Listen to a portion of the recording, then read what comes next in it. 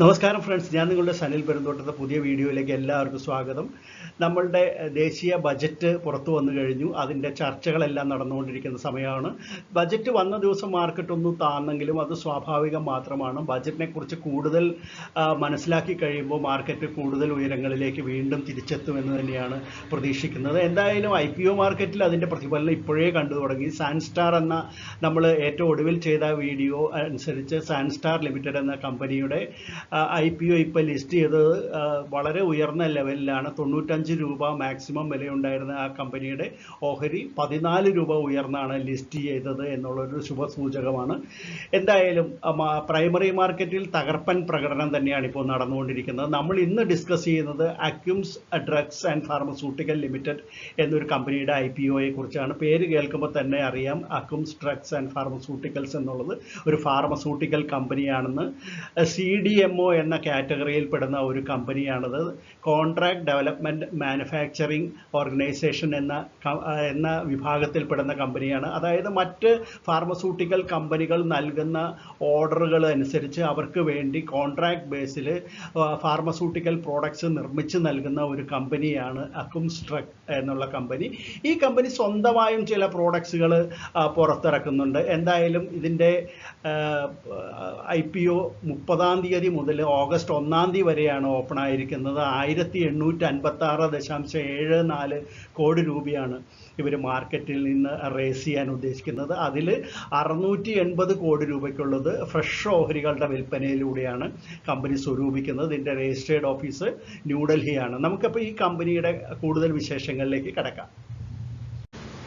20 വർഷം മുമ്പ്, അതായത് 2004-ലാണ് അക്യൂംസ് ഡ്രഗ് രൂപം കൊള്ളുന്നത്. ഈ കമ്പനി ഇന്ത്യക്ക് വേണ്ടി മാത്രമല്ല, വിദേശ രാജ്യങ്ങളിലുള്ള ഫാർമസ്യൂട്ടിക്കൽ കമ്പനികൾക്ക് വേണ്ടിയിട്ടും പ്രോഡക്ട്സ് നിർമ്മിച്ച് നൽകുന്നുണ്ട്. കമ്പനിയുടെ നിർമ്മാണ പ്രവർത്തനങ്ങളെക്കുറിച്ച് പറയുകയാണെങ്കിൽ 60 ഡോസേജ് ഫോംസിലായിട്ട് 4146 കൊമേഴ്ഷ്യലൈസ്ഡ് ഫോർമുലേഷൻസ് ആണ് കമ്പനി മാനുഫാക്ചർ ചെയ്യുന്നത്. പ്രധാനപ്പെട്ട 26ഓളം ഫാർമസ്യൂട്ടിക്കൽ ഫേംസിന് വേണ്ടിയിട്ടാണ് ഇത്തരത്തിൽ ഔഷധങ്ങൾ നിർമ്മിച്ച് നൽകിക്കൊണ്ടിരിക്കുന്നത്. അക്യൂംസ് ഡ്രഗ്സിന് 10 മാനുഫാക്ചറിങ് യൂണിറ്റുകളാണ് ഉള്ളത്. ഇവരുടെ പ്രതിവർഷ നിർമ്മാണ കപ്പാസിറ്റി എന്ന് പറയുന്നത് 49.23 ബില്യൺ യൂണിറ്റ്സ് ആണ്. അക്യൂംസ് ഡ്രഗ്സിൻ്റെ ക്ലയൻസിൻ്റെ പേരുകൾ കേൾക്കുമ്പോൾ തന്നെ കമ്പനിയുടെ ഇമ്പോർട്ടൻസ് നമുക്ക് മനസ്സിലാക്കാവുന്നതാണ്. Alembic pharmaceutical, Alkem laboratories, Cipla, Dabur India, doctor Reddy's laboratories, Mankind pharma, MedPlus health services, Natco pharma, Sun pharmaceutical industries, Amishi consumer technologies തുടങ്ങിയിട്ടുള്ള നിരവധി കമ്പനികളാണ് ഇവരുടെ ക്ലയൻസ് ആയിട്ടുള്ളത്. ഇന്ത്യയിൽ മാത്രമല്ല, വിദേശ രാജ്യങ്ങളുടെ കണക്ക് പറയുകയാണെങ്കിൽ 60ഓളം രാജ്യങ്ങളിലേക്ക് കമ്പനിയുടെ ബിസിനസ് പരന്നു കിടക്കുന്നു. ഇനി പ്രധാന പ്രൊമോട്ടേഴ്സിനെ നോക്കാം. സഞ്ജീവ് ജെയിൻ, സന്ദീപ് ജെയിൻ, അവരുടെയാണ് ഈ ചിത്രങ്ങൾ കൊടുത്തിരിക്കുന്നത്. രണ്ടുപേരും ഇതിൻ്റെ മാനേജിങ് ഡയറക്ടേഴ്സാണ്. അതുകൂടാതെ അവരുടെ തന്നെ ഒരു ട്രസ്റ്റ്, അക്യൂംസ് മാസ്റ്റർ ട്രസ്റ്റ് എന്ന ഒരു എൻറ്റൈറ്റി കൂടി ഇവരിൽ പ്രൊമോട്ടറാണ്. ഇവരുടെ കൈവശമാണ് ഇഷ്യൂവിന് തൊട്ട് മുമ്പ് 84.94% ഓഹരികളും. പിന്നെ നമുക്കറിയാം 1176.74 കോടി രൂപയ്ക്കുള്ള ഓഫർ ഫോർ സെയിലുണ്ട് ഇക്കൂട്ടത്തിൽ എന്നുള്ളത്. ആ ഓഫർ ഫോർ സെയിലിൽ പ്രധാനമായിട്ടും ഓഹരികൾ വിറ്റഴിക്കുന്നത് Ruby QC investment holding private limited എന്നുള്ളൊരു ഫണ്ടാണ്. അവർ നേരത്തെ തന്നെ ഈ കമ്പനിയിൽ പണം നിക്ഷേപിച്ചിട്ടുള്ള ഒരു കമ്പനിയാണ്. അവർ ഏകദേശം 1.43 കോടി ഓഹരികളാണ് ഈ അവസരത്തിൽ വിറ്റഴിക്കുന്നത്. അതോടൊപ്പം തന്നെ പ്രൊമോട്ടേഴ്സായിട്ടുള്ള സഞ്ജീവ് ജെയിനും സന്ദീപ് ജെയിനും 15.12 ലക്ഷം ഓഹരികൾ വീതം ഈ അവസരത്തിൽ വിറ്റഴിക്കുന്നുണ്ട് എന്നുള്ളത് നമ്മൾ അറിഞ്ഞിരിക്കണം. ഇനി കമ്പനിയുടെ ഫിനാൻഷ്യൽ സൈഡ് പരിശോധിക്കുകയാണെങ്കിൽ 2022 3694.52 കോടി രൂപയാണ് റവന്യൂ. അടുത്ത വർഷം അത് 3700.93 കോടി രൂപയായിട്ട് വർദ്ധിച്ചു. അടുത്ത വർഷം വീണ്ടും വർദ്ധിച്ചിട്ടുണ്ട്. 2024 4212.21 കോടി രൂപയാണ് റവന്യൂ. ഇനി നെറ്റ് ഇൻകം പരിശോധിക്കുകയാണെങ്കിൽ -250.87 ആണ് 2022 കമ്പനിയുടെ അറ്റാദായം എന്ന് പറഞ്ഞാൽ നെഗറ്റീവാണ്, ലോസാണ്. അടുത്ത വർഷം അത് പോസിറ്റീവിലേക്ക് വന്നിട്ടുണ്ട്. 97.82 കോടി രൂപയായിട്ട് അറ്റാദായം വർദ്ധിച്ചിട്ടുണ്ട്.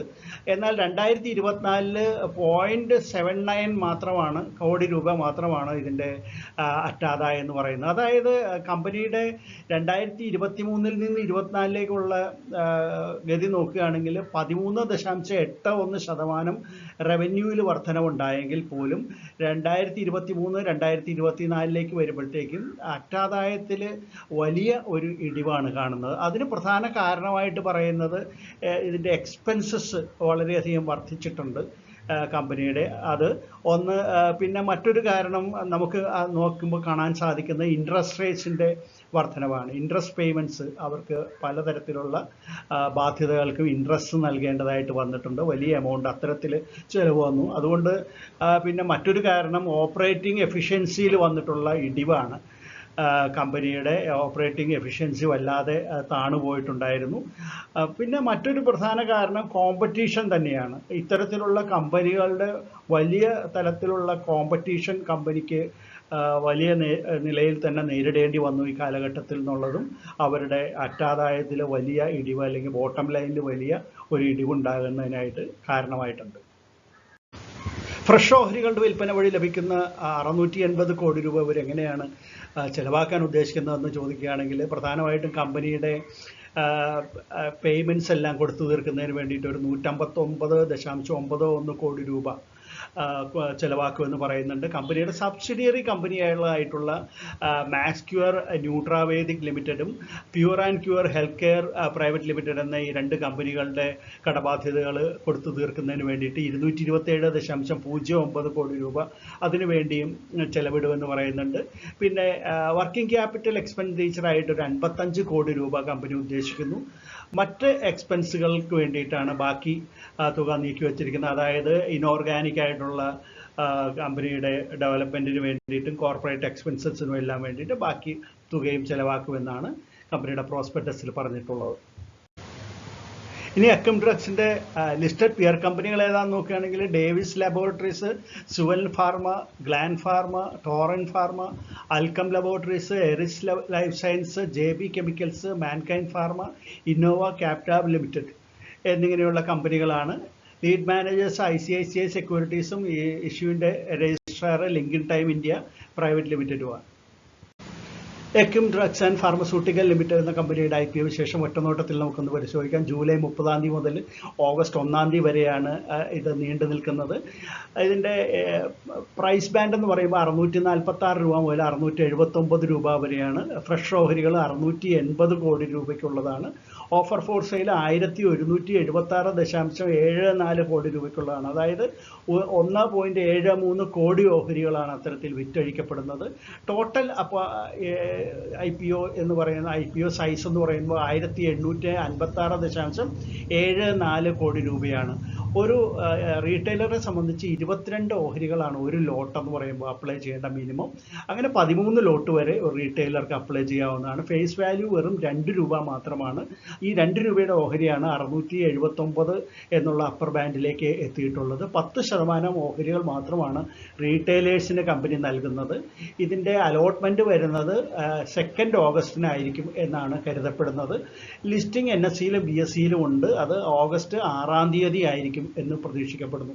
ഇനി ഇത് വാങ്ങണോ എന്ന് സംശയിക്കുന്നവരോട് പറയാനുള്ളത് കമ്പനിയെ സംബന്ധിച്ചിടത്തോളം അതിൻ്റെ ബോട്ടം ലൈനിൽ വലിയ ഒരു കുറവ് ഈ 2023 നിന്ന് 24 വരുമ്പോൾ കാണുന്നുണ്ടെങ്കിൽ പോലും കമ്പനി വളരെ മികച്ച രീതിയിലാണ് ഇപ്പോൾ പ്രവർത്തിച്ചുകൊണ്ടിരിക്കുന്നത്. വളരെയധികം ഡിമാൻഡുള്ള ഒരു സെഗ്മെൻറ്റ് തന്നെയാണ് ഫാർമസ്യൂട്ടിക്കൽ എന്നുള്ളത്. ടഫ് കോമ്പറ്റീഷൻ കമ്പനി നേരിടുന്നു.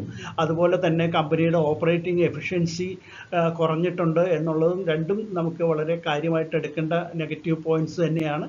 എന്നാൽ ഇൻട്രസ്റ്റ് റേറ്റ്സും പിന്നെ എക്സ്പെൻഡിച്ചർ കൂടിയതുമാണ് കമ്പനിയുടെ മറ്റ് 2 കാരണങ്ങൾ ഇതിൻ്റെ ബോട്ടം ലൈനിൽ കുറവ് വരാനായിട്ട്. ഇത് രണ്ടും തന്നെ ഇഷ്യൂവിൽ നിന്ന് ലഭിക്കുന്ന പണം ഉപയോഗിച്ച് അവർ നികത്തുമെന്ന് തന്നെ നമുക്ക് കരുതാം. എന്തായാലും ലോങ് ടൈം ഇൻവെസ്റ്റേഴ്സിനെ സംബന്ധിച്ചിടത്തോളം ധൈര്യമായിട്ട് ഇൻവെസ്റ്റ് ചെയ്യാം. എന്നാൽ പെട്ടെന്ന് ഇതിലൊരു വലിയ എടുത്തുചാട്ടം ലിസ്റ്റിങ്ങിലൂടെ ലഭിക്കുമെന്ന് കരുതുന്നതിൽ അർത്ഥമില്ല.